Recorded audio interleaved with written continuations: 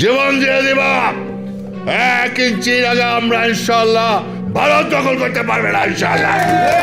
অনেক রকম ইকুয়েশন কাজ করছে, বিশেষ করে পশ্চিমবঙ্গে বিজেপি ক্ষমতায় চলে আসার পর থেকে। আসলে বাংলাদেশের ভয়টা ঠিক কোথায়? সময় বেশি দূরে নেই, একটা সময় আসবে যে শেখ হাসিনাকে আপনারা দেশ ছাড়তে বাধ্য করেছিলেন, সেই শেখ হাসিনাকেই আপনারা বরণ করে নেবেন। আর সেই আশঙ্কা থেকেই, সেই আতঙ্ক থেকেই এই বিএনপি নেতা নাজিমুদ্দিন আলম তিনি একটি বড়সড় হুঙ্কার ছেড়ে বসেছেন। নতুন পররাষ্ট্রমন্ত্রী হয়েছেন, তিনি জানেনই না তার সীমান্ত কতটুকু, অথচ তিনি বলছেন হ্যাঁ সীমান্ত দিয়ে আমাদের পুশব্যাক করিয়ে দেবে। এখন পশ্চিমবঙ্গে বিজেপি সরকার চলে আসার পরেও বাংলাদেশের বিএনপি সরকারকে ভারতের দিকেই ঝুঁকতে হচ্ছে।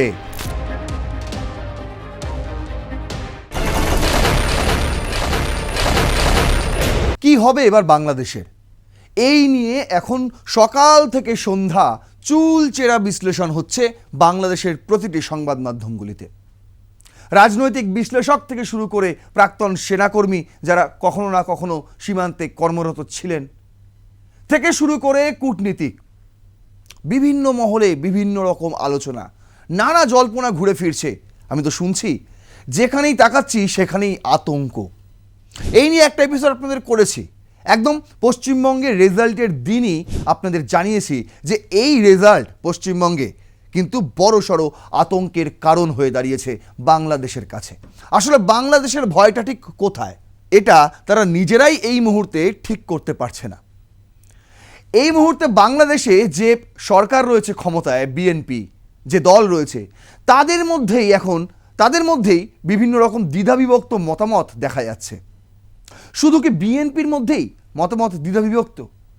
বিএনপি মনোনীত বাংলাদেশের এই মুহূর্তে বর্তমান পররাষ্ট্রমন্ত্রী, বিদেশ মন্ত্রী খলিলুর রহমান, তার নিজের বক্তব্যেই দ্বিধা পুরো লক্ষ্য করা যাচ্ছে।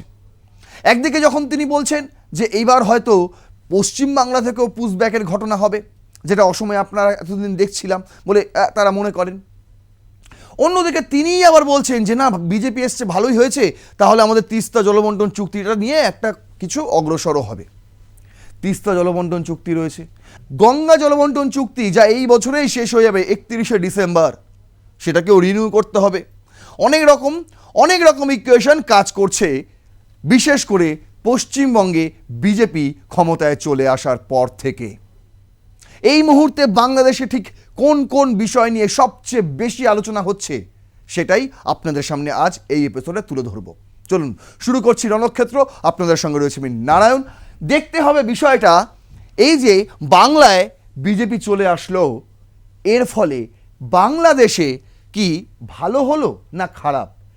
এই যে পশ্চিমবঙ্গে বিজেপি সরকার গড়তে চলেছে, এটা কি বাংলাদেশের কাছে একটা বড়সড় সুযোগ নাকি সংকট দেখা দিতে চলেছে? কোনটা? এই প্রশ্নের উত্তরই আজ শেষ পর্যন্ত দেখুন, পেয়ে যাবেন। দেখুন, প্রথম স্লাইডেই আমি রেখেছি এই একজন বিএনপি নেতা, একটা সময় তিনি সংসদ সদস্য ছিলেন, কিন্তু এই মুহূর্তে তিনি শুধুই বিএনপি নেতা, বিএনপির চেয়ারম্যানের তিনি একজন উপদেষ্টা বলে মনে করা হয়। তার নাম হচ্ছে নাজিমুদ্দিন আলম। তিনি বলছেন যে 1 ইঞ্চি মাটিও ছাড়বো না, শুভেন্দুকে নাজিমুদ্দিন আলম। ইনি একজন বিএনপি নেতা। আমি শুরুতেই আপনাদের ইন্ট্রোতে বললাম যে বিএনপি এই মুহূর্তে দ্বিধাবিভক্ত যে কি হতে চলেছে, কি হবে। তার কারণ দেখুন, যখন শেখ হাসিনাকে দেশ থেকে তাড়িয়ে দেওয়া হয়েছিল কার্যত 2025-এর 5ই আগস্ট, তার পর সেই সময় এই বঙ্গে বিরোধী দলনেতা হিসেবে শুভেন্দু অধিকারী কিন্তু শেখ হাসিনার পক্ষেই কথা বলেছিলেন। বাংলাদেশের ম্যাক্সিমাম সংখ্যাগরিষ্ঠ লোকেদের পক্ষেই তিনি কথা বলেছিলেন এবং তার দাবি ছিল সেই সময় যখন একের পর এক সেই সময়ের যে বিপ্লবী, যারা নিজেদেরকে বিপ্লবী বলে দাবি করছিল, পরবর্তীতে কেউ এনসিপিতে চলে গেছে, কেউ জামাতে চলে গেছে, কেউ বিএনপিতে নাম লিখিয়ে নিয়েছে। এই ধরনের ব্যক্তিত্বরা যখন সেই সময় ভারতের বিরুদ্ধে কড়া মন্তব্য ছাড়ছিল, সেই সময় শুভেন্দু অধিকারীও তাদেরকে বুঝিয়ে দিয়েছিলেন যে সময় বেশি দূরে নেই, একটা সময় আসবে যে শেখ হাসিনাকে আপনারা দেশ ছাড়তে বাধ্য করেছিলেন, সেই শেখ হাসিনাকেই আপনারা বরণ করে নেবেন, প্রধানমন্ত্রী হিসেবেই তার প্রত্যাবর্তন ঘটবে। তারপর পশ্চিমবঙ্গে চলে এলো বিজেপি সরকার, কিন্তু এই বিষয় নিয়ে শুভেন্দু অধিকারী আর কোনো মন্তব্য করেননি। কিন্তু এই মুহূর্তে বাংলাদেশে যে বিএনপি সরকার রয়েছে তাদের কিন্তু আতঙ্ক গ্রাস করেছে এই বিষয়ে, যে পশ্চিমবঙ্গে বিজেপি চলে এসছে, তার মানে এর পরবর্তী ধাপটাই হতে চলেছে যে শেখ হাসিনাও কিন্তু বাংলাদেশে ফিরতে চলেছে। আর সেই আশঙ্কা থেকেই, সেই আতঙ্ক থেকেই এই বিএনপি নেতা নাজিমুদ্দিন আলম তিনি একটি বড়সড় হুঙ্কার ছেড়ে বসেছেন। কি বলেছেন তিনি শুনুন একবার। নির্বাচনী ফলাফল ঘোষণা হওয়ার পরে একজন হুঙ্কার দিচ্ছেন, আমার সহযোদ্ধা রিপন দেশ বাঁচাও মানুষ বাঁচাও আন্দোলনের বিভিন্ন সময় অনেক ভূমিকা রেখেছে, আমার অত্যন্ত আদরের। সময় আমি দেখেছি তাকে সবসময়, গিয়াসউদ্দিন খোকন, রিপন বিভিন্ন সভা সেমিনারের মাধ্যমে আমাদের পার্টির মেসেজ জাতির সামনে উপস্থাপন করার চেষ্টা করেছেন। আজকে আমি মনে করি শুভঙ্কর অধিকার নাকি শুভেন্দ্র অধিকার আমাদের ভালোই উপকার করছে উনি বক্তব্যটি রেখে, বাংলাদেশের জনগণকে আরো একত্রিত করলো। শেখ হাসিনাকে বাম্বু দিয়ে দিল।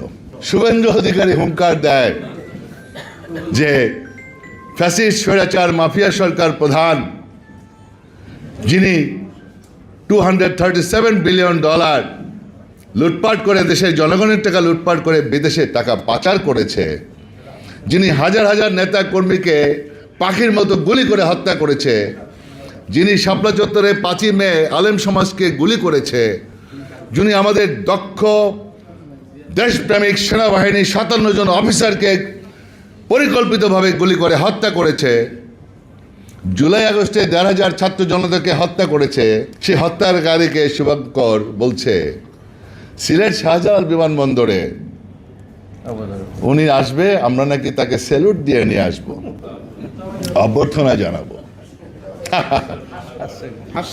পাগলের প্রলাপ। আর বাংলাদেশ দখল করার হুমকি দিচ্ছেন।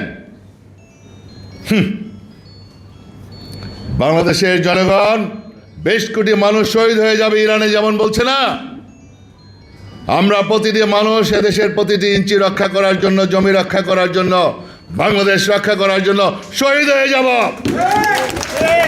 আমরা বাংলাদেশের সবাই শহীদ হয়ে যাব। দেখুন, পশ্চিমবঙ্গে বিজেপি এই ল্যান্ডস্লাইড ভিক্টরির পর বিজেপির কোনো নেতা, না শুভেন্দু অধিকারী, না বিজেপির রাজ্য সম্পাদক শ্রমিক ভট্টাচার্য থেকে শুরু করে, না প্রাক্তন রাজ্য সম্পাদক সুকান্ত মজুমদার থেকে শুরু করে দিলীপ ঘোষ, কোনো নেতাই কিন্তু একবারের জন্য এই ধরনের মন্তব্য করেননি যে এবার বাংলাদেশ দখল করে নেব। কেউ বলেননি। যে সময় বাংলাদেশের নির্বাচনের সময় একদম চুনোপুটি নেতারা, ছোট মেজো সেজো সমস্ত নেতারা বাংলাদেশের, তাদের প্রত্যেকেরই মানে প্রচারের এজেন্ডা, নির্বাচন হচ্ছে বাংলাদেশে, কিন্তু তারা প্রচারে গিয়ে বলছে আমরা ভারত দখল করে নেব, আমরা ভারতের নর্থ ইস্ট দখল করে নেব, পশ্চিমবঙ্গ দখল করে নেব, চিকেন স্ন্যাক দখল করে নেব। এই ধরনের মন্তব্য কিন্তু আমাদের এখানে এখনো পর্যন্ত কেউ বলেনি। না ভোটের প্রচারে কেউ বলেছিলেন, না ভোটে জেতার পরে কোনো বিজেপি নেতা বলেছেন। কিন্তু তা সত্ত্বেও দেখুন, এই যে নাজিমুদ্দিন আলম, মানে ভয় এতটাই তাদের গ্রাস করে রয়েছে যে তারা বারবার এই ধরনের মন্তব্য করতে, তিনি কি বলছেন, শুভেন্দু বিজেপি পশ্চিমবঙ্গে ক্ষমতায় এসে বাংলাদেশবাসীকে নাকি এক করে দিয়েছে। না ভাই, না না, যারা শেখ হাসিনার সঙ্গে ছিল তারা শেখ হাসিনার সঙ্গেই আছে। হতে পারে আওয়ামী লীগের অনুপস্থিতিতে তাদের ভোটটা নষ্ট করবেন না, সেই জন্যে মুক্তিযুদ্ধের পক্ষে যে পার্টি রয়েছে এই মুহূর্তে দাঁড়িয়ে, জামায়াতে, এনসিপি, বিএনপির মধ্যে, তারা তাদেরকে চুজ করেছে, বিএনপিকে চুজ করেছে। অনেকে ভোট দিয়েছে আওয়ামী লীগপন্থী, তারা ভোট দিয়েছে বিএনপিকেই ভোট দিয়েছে। তাদের অন্তত এই দেশ বিরোধী জামায়াতে ইসলাম, দেশ বিরোধী এনসিপির থেকে বিএনপিকে অনেক ভালো লেগেছে তাদের, তাই তারা দিয়েছে। কিন্তু দেখুন, আমি আপনাদের বলছি, তিনি যে বক্তব্যটা বলছেন যে ইউনাইটেড করে দিল বাংলাদেশকে, বাংলাদেশ কখনোই ভেঙে চুরমার হয়নি, এটা আগে এই বিএনপি নেতার জানা উচিত।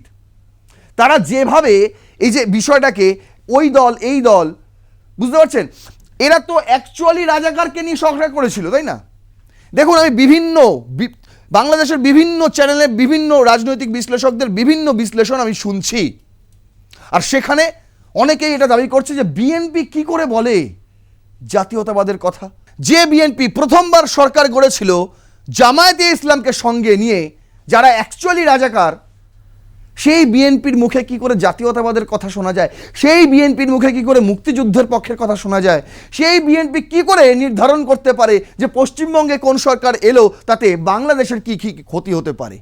শুধু তিনি একা নন, তিনি একা নন। বিএনপি সরকারের এই মুহূর্তের পররাষ্ট্রমন্ত্রী ডক্টর খলিলুর রহমান, তিনিও বিশাল বড় একটা আশঙ্কা প্রকাশ করেছেন। কি বলছে? বলছে Bangladesh will act if push ins occur under new West Bengal government, says foreign minister. বলছে এইবার বাংলাদেশে নাকি আরো বেশি পুশ ইন হবে, মানে আমরা যাকে পুশ ব্যাক বলি, বাংলাদেশ থেকে পুশ ইন বলে। বুঝতে পারছেন? মানে বিষয়টা হচ্ছে বাংলাদেশ থেকে অনবরত অনুপ্রবেশ চলবে, ত্রিপুরায় চলবে, অসমে চলবে, পশ্চিমবঙ্গে চলবে, অথচ তাদেরকে বাংলাদেশে রিটার্ন করা যাবে না। বুঝতে পারছেন? এটা এই প্রথম নয়। বিএনপির সরকার যখন এসেছিল প্রথম দিকে, শেখ হাসিনারও আগে, সেই সময় থেকে জানেন এই বিএনপি সরকারের কার্যক্রম জানেন? এই যে বাংলাদেশ সীমান্ত লাগোয়া প্রত্যেকটি রাজ্যতে একটি করে সন্ত্রাসবাদী সংগঠন তারা ফান্ড করেছিল, তৈরি করার জন্য টাকা ফান্ড করেছিল, যার জন্য আমরা এখনো ভুগছি। অনেক জায়গায় আমরা এই সমস্যার সম্মুখীন হই। ভারতীয়রা, যাদেরকে এই ভারতে বলা হয় বিচ্ছিন্নতাবাদী, সেই বিচ্ছিন্নতাবাদীদের তৈরি করেছিল কিন্তু কে? খালেদা জিয়ার সরকার একটা সময়। আজ তারাই এসে এই ধরনের আশঙ্কা প্রকাশ করছে। তাহলে আমরা বুঝতে হবে কেন আশঙ্কা প্রকাশ করছে। কি বলেছিলেন তিনি, ফরেন মিনিস্টার? বলছে পুশ-ইনস, also called পুশব্যাকস in India, refers to Indian border security forces physically pushing individuals across the ইন্ডিয়া-বাংলাদেশ border, A practice Dhaka has long protested as a violation of its সোভারেনিটি। বলছে ঢাকা তাদের সার্বভৌমত্ব রক্ষার কারণে এর বিরোধিতা করবে যদি তোমরা পুশব্যাক করার চেষ্টা করো। অ্যাকচুয়ালি তিনি একটা বিএনপির থেকে একটা পোস্ট করা হয়েছিল, এই কার্ডটা ছিল সেই পোস্টার অংশ, যেখানে খলিলুর রহমানের ছবি ছিল এবং তার বক্তব্য লেখা ছিল। 5ই মে পোস্ট করা হয়েছিল। বলছে পশ্চিমবঙ্গের ক্ষমতার পালা বদলে পুশ ইনের ঘটনা ঘটলে ব্যবস্থা নেবে বাংলাদেশ, তার কারণ ঢাকাকে তার সার্বভৌমত্ব রক্ষা করতে হবে। আর সেই কারণ যদি রক্ষাই করতে হয় ঢাকাকে তার সার্বভৌমত্ব, তো আমি সবার আগে আপনাদের পরামর্শ দেব এদিকে আপনারা নজর রাখুন যাতে কোনো রকম বাংলাদেশ থেকে পশ্চিমবঙ্গে অনুপ্রবেশ না ঘটে। সেদিকে নজর দেওয়া উচিত ছিল আপনাদের। প্রথমবার এই সরকার গড়েছিল একটা বিপ্লবী সরকার, না মানে বিপ্লব, একটা গণ অভ্যুত্থান ঘটানোর পর যে সরকার হয় তাকে বিপ্লবী সরকারই বলে।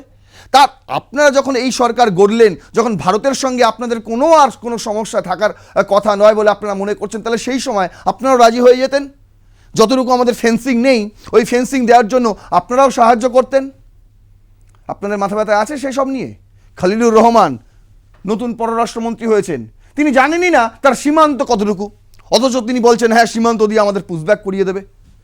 আগে সীমান্তটাকে সিকিওর করুন, ফেন্সিং করুন। আপনারা তো করবেন না মশাই। ইন্ডিয়া করতে চায়, তাতেও আপনারা বাধা দেবেন। ঠিক আছে, এবার নয় আমরা বুঝলাম এখানেও বিজেপির একটা অভিযোগ ছিল যে মমতা বন্দ্যোপাধ্যায়ের সরকার, তৃণমূল কংগ্রেসের সরকার, তারা নাকি জমি দিচ্ছে না, তাই হচ্ছে না। কিন্তু এবার তো আর সেটা হবে না। এবার আপনারা করুন চাই নাই করুন, বাংলাদেশকে আমি বলছি, এই খলিলুর রহমান, তারেক রহমানের সরকারকে আমি বলছি, আপনারা এই বিষয়ে মাথা ঘামান চাই নাই ঘামান। পশ্চিমবঙ্গে বিজেপি সরকার এসে গেছে, তার মানে হচ্ছে এবার ওই যে 600 একর আপনাদের বিনা ফেন্সিংয়ে রয়েছে, পুরোটাই এবার ফেন্সিং হয়ে যাবে নিশ্চিত। হ্যাঁ, অমিত শাহ বলেছেন 45 দিনের মধ্যে হবে। এই কথাটা কতটুকু সত্য এটা একটু ব্যাখ্যা করে দেখা যাক। তিনি কি বলেছিলেন ভোটের প্রচারে এসে? দ্য টেলিগ্রাফ করেছে, দেখুন। বলছে India Bangladesh border fencing experts question Amit Shah's 45 days deadline. তিনি এসে বলেছিলেন অমিত শাহ যে বিজেপি সরকারকে ক্ষমতায় নিয়ে আসুন পশ্চিমবঙ্গে, কথা দিচ্ছি যে 45 দিনের মধ্যে যে কটা জায়গায় ফেন্সিং নেই বাংলাদেশ এবং ভারত সীমান্তে, সমস্ত জায়গায় ফেন্সিং করে দেওয়া হবে। এই পশ্চিমবঙ্গে বিজেপির প্রচারে একটি অন্যতম স্লোগান ছিল যে বিজেপি আসলে অনুপ্রবেশ বন্ধ। আর সেই ব্যবস্থাই আগামী 45 দিনের মধ্যে শুরু হয়ে যাবে, এমনটাই বলা হচ্ছে। এক্সপার্টরা বলছে, বিশ্লেষকরা বলছে, তারা বলছে যে হ্যাঁ হতে পারে অমিত শাহ যে ৪৫ দিনের সময়সীমা বেঁধে দিয়েছেন তার মধ্যে হয়তো কাজ সম্পূর্ণ নাও হতে পারে, কিন্তু এটুকু শিওর যখন বিজেপি পশ্চিমবঙ্গের সরকারে এসে গিয়েছে তাহলে আর কোনো রকম বর্ডার সুরক্ষায় কোনো রকম ঘাটতি রাখবে না বিজেপি সরকার। কি বলছে দেখুন, security expert have questioned home minister Amit Shah pledged that the BJP government in Bengal will complete fencing the India-Bangladesh border within 45 days in securing 600 acres, calling such a deadlines unrealistic and ambitious. হ্যাঁ বলছে এটা খুবই উচ্চাভিলাষী এবং দেখে মনে হচ্ছে না এটা একদমই বাস্তব নয় বা অবাস্তব ঘটনা, যে সত্যি কি ৪৫ দিনের মধ্যে ৬০০ একর পুরো একদম বর্ডার এলাকা সেটাকে ফেন্সিং দিয়ে দেওয়া যায়। দেখুন এক্সপার্টরা বলছে হয়তো যায় না, কিন্তু fixing such a deadline seems like political rhetoric, এটা অবশ্যই প্রচারের একটা কৌশল, কিন্তু নো ডাউট এতে কোনো সন্দেহ নেই it will be easier now for the BJP government in Bengal to accelerated the unfinished fencing work along the Bangladesh frontier and as the outgoing Trinamool government was not handing over land to the BSF to complete the fencing work. Former BSF Director General Prakash Singh told the Telegraph. Former BSF Director Prakash Singh তিনি টেলিগ্রাফকে বলেছেন যে হ্যাঁ এটা হতে পারে একটা ভোটের প্রচারে গিমিক তোলা হয়েছে ৪৫ দিনের মধ্যে সমস্ত ফেন্সিং করে দেবে, হয়তো এটা নাও হতে পারে, কিন্তু এটুকু কনফার্ম এখানে কোনো সন্দেহ নেই যে এই ফেন্সিং আগামী দিনে হচ্ছেই, তার কারণ যে বাধাটা ছিল তৃণমূল গভর্নমেন্ট, তারা এই সময় দাঁড়িয়ে বিএসএফকে জমি দিচ্ছিল না, ছাড়ছিল না, এবার তো আর থাকবে না তারা, এবার তো আর তৃণমূল কংগ্রেসের সরকার নেই, বিজেপির সরকার, আর বিজেপির স্বরাষ্ট্রমন্ত্রী অমিত শাহ, আর অমিত শাহই চালায় এই বিএসএফকে, তার নিয়ন্ত্রণেই রয়েছে বিএসএফ, তাহলে এখানে আর কোনো সমস্যা হওয়ার কথা নয়। খুব তাড়াতাড়ি বিজেপি সরকার গড়েই কিন্তু এই ফেন্সিংয়ের কাজ শুরু হয়ে যাবে এমনটাই কিন্তু মনে করা হচ্ছে, আর এইটাই অনেক বড় আতঙ্ক হয়ে দাঁড়িয়েছে এই মুহূর্তে বাংলাদেশের কাছে, তার কারণ সেখান থেকে আর কোনো অনুপ্রবেশ হবে না, চাইলেই আর সেখান থেকে এটা ওটা নিয়ে ভারতে ঢুকে যেতে পারবে না, চাইলে তারা ভারত থেকে জিনিসপত্র কিনে বাংলাদেশে নিয়ে চলে যেতে পারবে না। বুঝতে পারছেন কতটা সমস্যা হয়ে যাবে এবার বাংলাদেশের কাছে, আর এই সমস্যা সবচেয়ে বড় মাথা ব্যথার কারণ হয়ে দাঁড়াবে এই মুহূর্তে বাংলাদেশের বিএনপি সরকারের কাছে। আপনারা কি জানেন সীমান্ত মানে বর্ডার থাকবে, ফেন্সিং থাকবে, কিন্তু জানেন না, আপনারা অনেকেই জানেন আবার অনেকেই জানেন না যে এই ধরনের ফেন্স, এই ধরনের বর্ডার হচ্ছে শুধুমাত্র একটা করে সিল পোতা আছে, এই দিকটা ভারত আর ওই দিকটা বাংলাদেশ, এই যে দেখুন এই দিকটা ভারত আর ওই দিকটা বাংলাদেশ, এরকম সব সিল পোতা আছে, এই যে বিডি এদিকটা হচ্ছে বাংলাদেশ আর ওইদিকে দাঁড়িয়ে আছে আমাদের বিএসএফ এর কর্মীরা, ওদিকটা হচ্ছে ভারত আর এদিকটা হচ্ছে বাংলাদেশ, এই হচ্ছে সীমান্ত ভারত বাংলাদেশের, প্রায় ৬০০ একর এই ধরনের খালি সিল পোতা আছে, কোনো ফেন্সিং নেই। বুঝতে পারছেন তাই কতটা সহজ হতো বাংলাদেশিদের কাছে, যখন তখন ভারতে চলে আসা যেত, একটা সিল টপকালি তো এখান থেকে লাভ মারলি বাংলাদেশিরা ভারতে ঢুকে যেতে পারছে। বুঝতে পারছেন বুঝতে পারছেন কতটা সহজ ছিল, আর আগামী দিন কতটা কঠিন হতে চলেছে বাংলাদেশিদের কাছে, আর সেটাই হয়েছে তাদের কাছে সবচেয়ে বড় মাথা ব্যথার কারণ। এবার আপনাদের দেখাচ্ছি খলিলুর রহমান, যিনি কিছুক্ষণ আগে বলেছিলেন যে পুশব্যাক যদি হয় বাংলাদেশ কিন্তু ব্যবস্থা নেবে, মানে তার বক্তব্য ছাড়া হয়েছিল বিএনপির থেকে, বিএনপির ফেসবুক পেজ থেকে। সেই খলিলুর রহমান এবার বলছেন যে না বিজেপি তো চলে এসছে, এবার আমাদের তিস্তা ওয়াটার শেয়ারিং ডিলটা নাকি ঠিকঠাক হয়ে যাবে, কনফার্ম হয়ে যাবে, যেটা মমতা ব্যানার্জির জন্য এতদিন আটকে ছিল। দেখুন দ্য হিন্দু হেডলাইন করেছে consider Teesta water sharing deal under current circumstance, Bangladesh FM Foreign Minister post BJP's Bengal win. Mamata perceived as hurdle in Tista talks ahead through of Beijing trip. Bangladesh FM says, of course, Tista will be discussed with China. Dhaka demands greater share of Tista waters. তিনি এখন China সফরে যাচ্ছেন, তার আগে ভারতের সঙ্গে সম্পর্ক একটু দৃঢ় করার চেষ্টা করছেন। তিনি তো জাব ব্লান্ডার করে দিয়েছেন আগে তিনি একটা হুমকি দিয়ে দিয়েছেন, পুশব্যাক যদি হয় তাহলে বাংলাদেশ ছেড়ে কথা বলবে না। আবার তিনি এখন চায়না যাওয়ার রাস্তায় তিনি বলছেন যে আমাদের সঙ্গে এবার ভালো সম্পর্ক হবে পশ্চিমবঙ্গের, কারণ সেখানে তো বিজেপি সরকার চলে এসছে, আর বিজেপি সরকার চলে এসছে মানে আমাদের এবার তিস্তা জলবন্টন চুক্তিটাও স্বাক্ষর হয়ে যাবে, নিশ্চিত হয়ে যাবে। তার কারণ মমতা ব্যানার্জি আর নেই, বাধা দেওয়ার লোক নেই, এটা খলিলুর রহমান বলছে। ঠিক আছে, দেখুন আমরা বলে রাখি ডক্টর মোহাম্মদ ইউনূস তিনিও এই বাংলাদেশের ক্ষমতায় এসে চায়না সফর করেছিলেন। তিনিও তিস্তাতে মাস্টার প্ল্যান নিয়ে চায়নার সঙ্গে চুক্তিপুক্তি কী সব নাকি করে এসেছিলেন। চায়নাতে দাঁড়িয়ে তিনি বলেছিলেন যে আমরা বঙ্গোপসাগরের অভিভাবক, নর্থ ইস্টকে ছেড়ে দিন, বাংলাদেশই তো সব।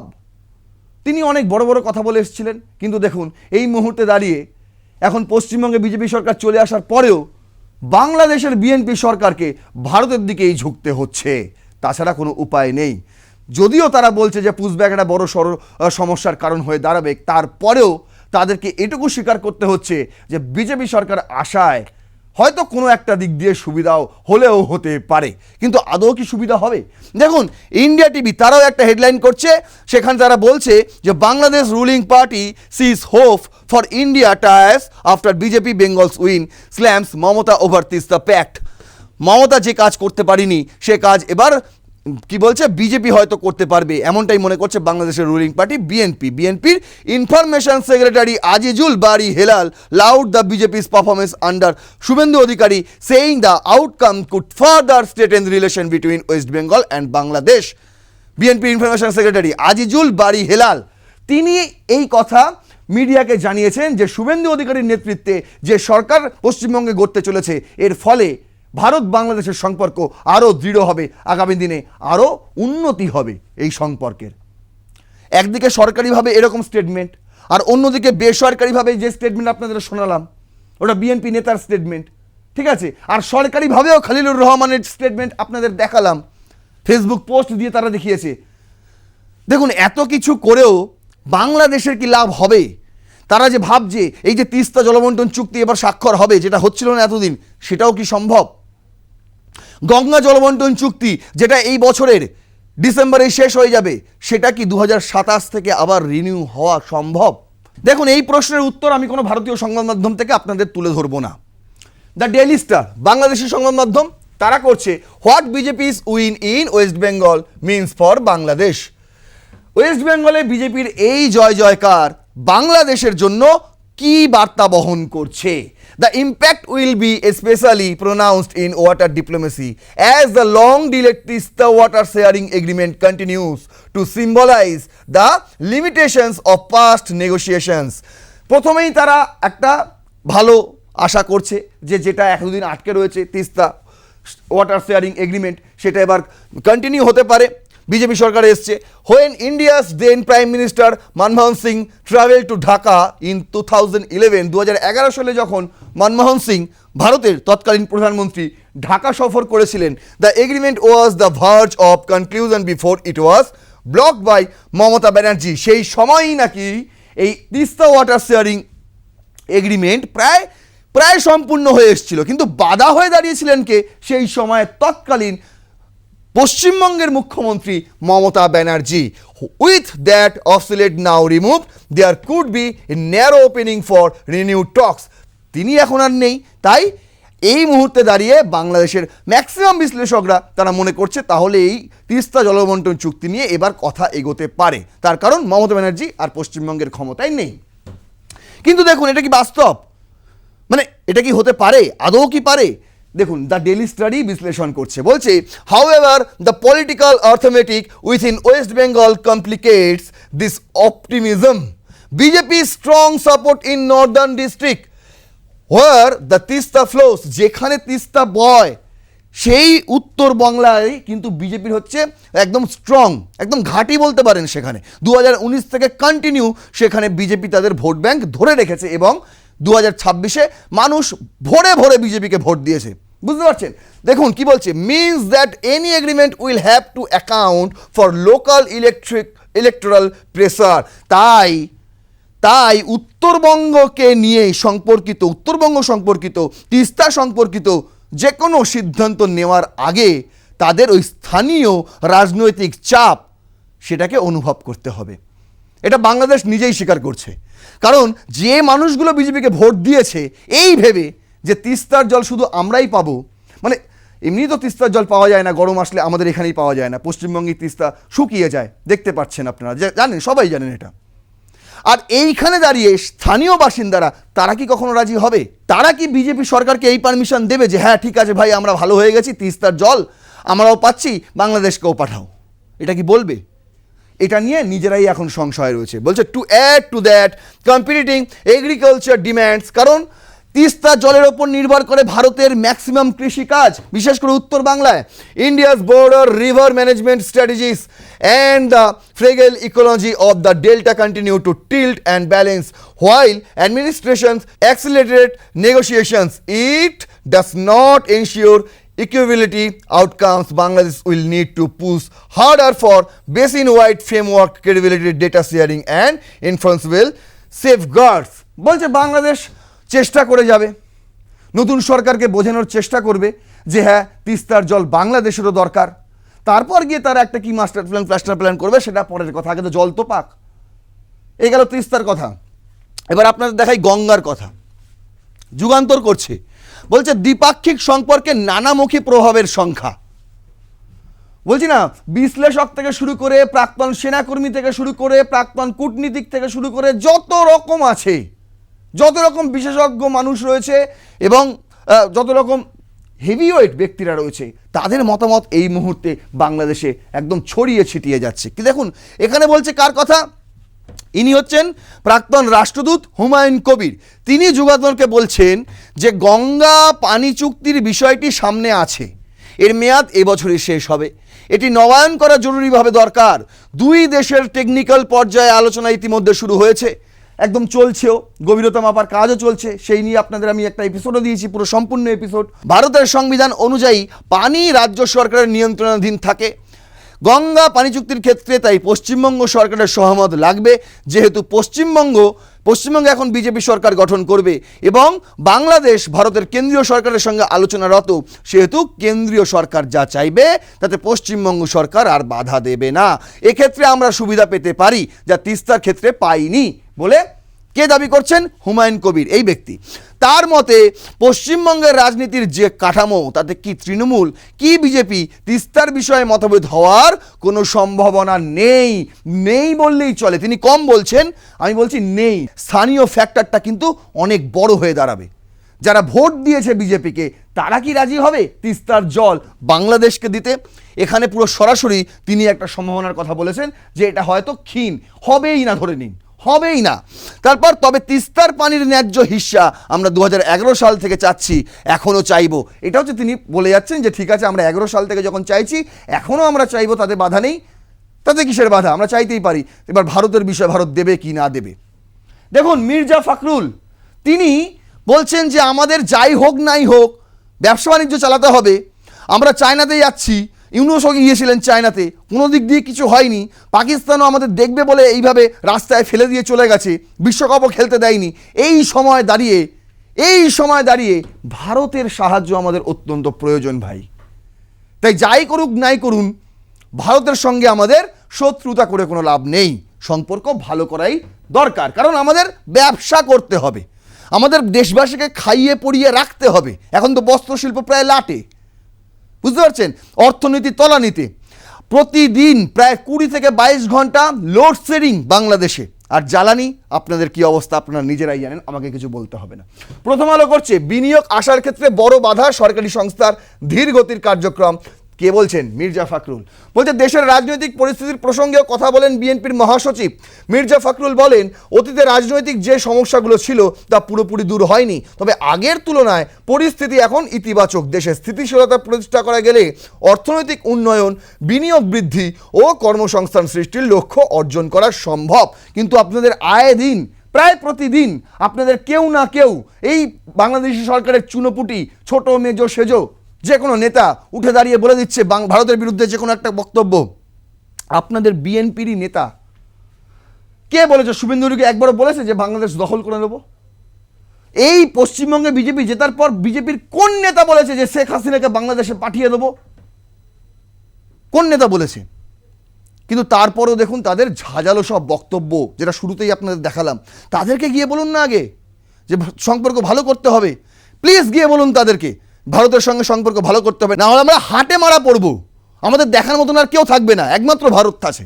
তাই ভারতের সঙ্গে সম্পর্ক খারাপ করে লাভ নেই। দেখুন তিনিই বলছেন, বঙ্গোপসাগরের নিরাপত্তার পাশাপাশি বন্ধু ও প্রতিবেশী রাষ্ট্রগুলোর সঙ্গে স্থিতিশীল সম্পর্ক বজায় রাখা গুরুত্বপূর্ণ বলে মন্তব্য করেন মির্জা ফখরুল। তিনি বলেন, একই সঙ্গে রোহিঙ্গা সংকট এখনো বাংলাদেশের জন্য বড় সমস্যা হিসেবে রয়ে গেছে, সরকার এই সমস্যারও সমাধান করতে চায়। দেখুন, বঙ্গোপসাগর যতই ডক্টর মোহাম্মদ ইউনূস বাংলাদেশকে অভিভাবক বানিয়ে দিক, বঙ্গোপসাগরের কিন্তু অনেকটা কৃতিত্ব আমাদের এই পশ্চিমবঙ্গের। বুঝতে পারছেন? কলকাতা বন্দর কিন্তু অনেক বড় বন্দর এখনও বাংলাদেশে যে কটা বন্দর রয়েছে তার চেয়ে। তাই কোনো মতেই আপনি অস্বীকার করতে পারবেন না। আপনি হয়তো পশ্চিমবঙ্গের দিকে ঘুরে দেখবেন না, তাকাবেন না, দরকার নেই, তাকানোর দরকার নেই, কিন্তু আপনি অস্বীকার করতে পারবেন না পশ্চিমবঙ্গের ভূমিকা। আর সেই কারণেই বাংলাদেশ এখন ইতি উতি, মানে এই চ্যানেল থেকে ওই চ্যানেল, সংবাদ মাধ্যমের কাগজ থেকে পোর্টালের সমস্ত জায়গায় একই লেখালেখি। এবার বাংলাদেশের কি হবে?